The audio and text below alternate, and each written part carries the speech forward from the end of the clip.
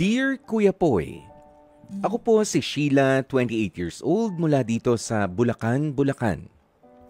Aaminin ko na maaga akong nabuntis, kaya naman hindi ako nakapagtapos ng pag-aaral sa pag-aakalang tunay at wagas ang pagmamahal sa akin ni Jeff.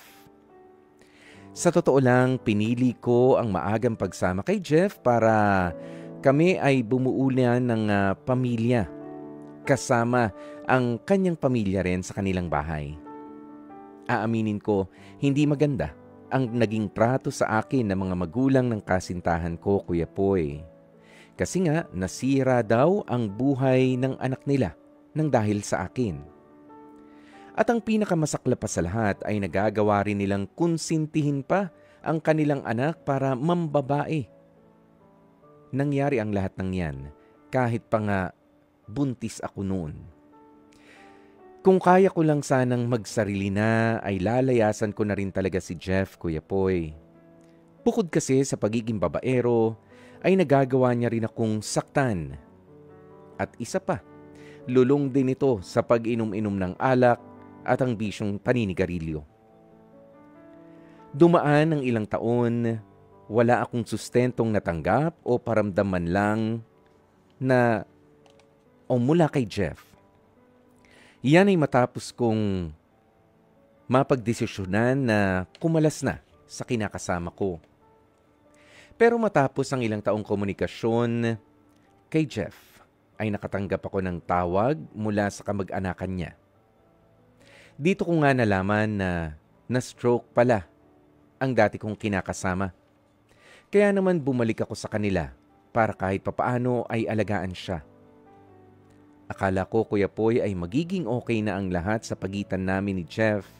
Pero nang tuluyan na siyang lumakas at gumaling, ay muli na naman niya akong sinasaktan. Kaya ang ending, muli na naman din akong lumayas, kasama na ang aming anak. Ngayon naman ay nalaman kong may stage 5 chronic kidney disease si Jeff.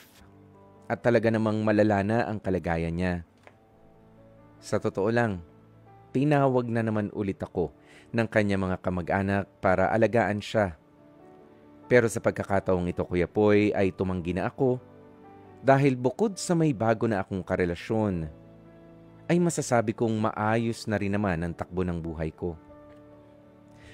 Ang tanong ko lamang sa kanila, bakit sa tuwing nagkakaproblema ay sa akin sila tumatakbo? Kuya Poy, masaya na ako sa buhay ko.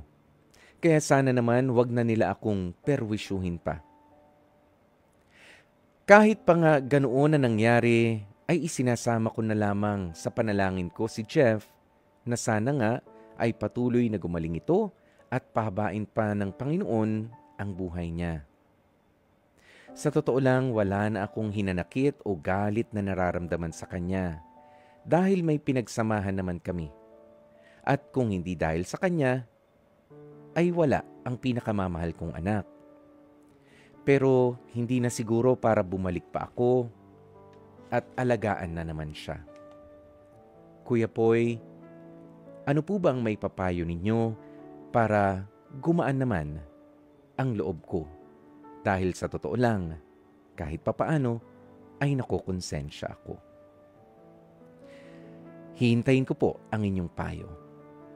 Lubos na gumagalang, Sheila. Lagi na lamang siyang pinatatawag ng pamilya ng kanyang dating kinakasama o nung nakabuntis sa kanya kapag ka nagkakaproblema. Pero kapag ka malakas siya, hindi ho siya itinuturing bilang isang tao.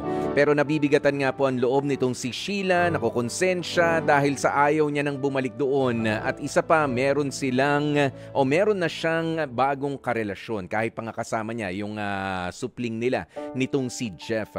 Una sa lahat, Sheila, naibigay mo na ang mga pagkakataon, hindi lang isa, hindi lang dalawang beses, mga pagkakataon, ang responsibilidad na dapat na ibinibigay ng isang asawa kahit pa nga hindi kayo kasal nitong si Jeff, yung respeto ng isang kapartner na ibigay mo lahat yan sa kanya.